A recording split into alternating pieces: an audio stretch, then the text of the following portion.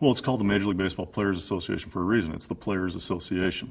It's not the Major League Baseball Lawyers Association. So the players have the say. The lawyers are going to guide us and tell us here's what the benefit is of this, here's the positives, the negatives, and what could happen possibly with this particular situation moving on down the road.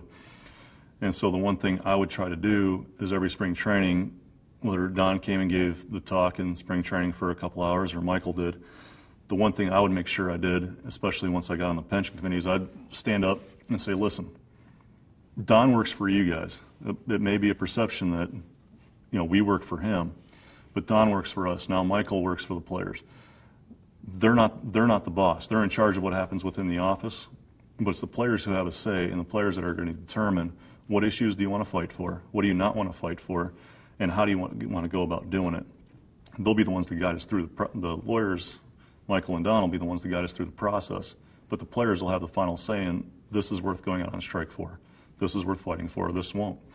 And I think when I stood up and said that, a lot of players sort of took a different view to being, oh wait, that's right, they do work for us, and all the lawyers in the office work for us, so that way we had control. It felt more comfortable for players to communicate and say what was on their mind, whether the player had 5 days of big league service or whether he had 15.